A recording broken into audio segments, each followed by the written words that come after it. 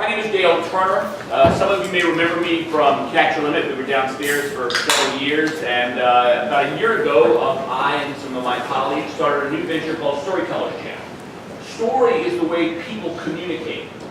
It's the way we touch one another, and let's face it, when people make a decision, it's always emotional, and then they rationalize it.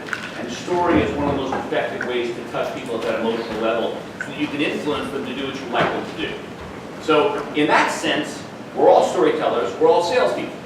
We're always hoping to influence someone to our point of view, and I will share with you that one of the most effective ways to do that is story. Have you ever asked your kids, what happened at school today? And what do you generally hear? Nothing. Nothing.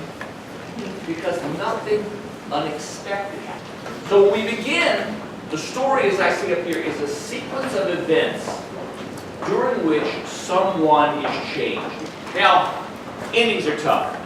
And so I encourage you, just as Covey said, begin with the end in mind, okay? What do I want somebody to get from the story? Because it's always easier, as I say, as I write there on the screen, it's always easier to get to the destination you're going to if you know where that destination is.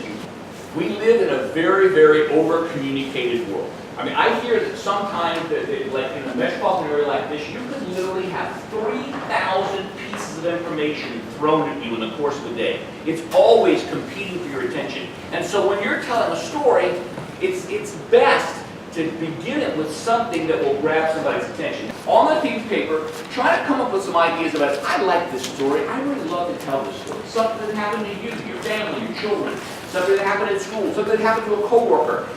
I always encourage people to use stories as a way to honor people, because you're looking to provoke action, right? Sometimes you're looking to prescribe, ban it, or to encourage people not to behave this way. But generally we're telling stories because we want to encourage a form of action, or we want to pass on a piece of wisdom, okay? Take a look at these, and for a moment ask yourself, these story ideas that I've just come up with, in any of these, there are two factors I want to ask yourself about. Did something unexpected happen in the story? If so, then I got a story. Second of all, what is it that I want somebody to learn from this story? I promise I'm not going to get involved. Okay. The company doctor's job is to save the rafting guests, not kill them. Is a Goliath eating your lunch today? Suddenly, I noticed a clapping sound. On the count of 3, get into the dive position. And then I jumped into the water. Whoa! I was willing to try almost anything. There's a zebra coming down the road. And then the mask broke off of the sailboat. So I want you all to take a moment, look at your story, your opening line again, and I want you to take just we'll take 30 seconds, and say to yourself, does this set me up for my next sentence, whatever it may be? And I'm going to get you to go around the room, and if you feel like I nailed it the first time, give it to me with more authority this time, okay? I said on the way out of the door to Pat, I will not get involved. And later on that day, when I met Sam at the Memorial Child Guidance Clinic for lunch and a tour, the world changed. The zebras don't run wild in Midlothian, or so I thought.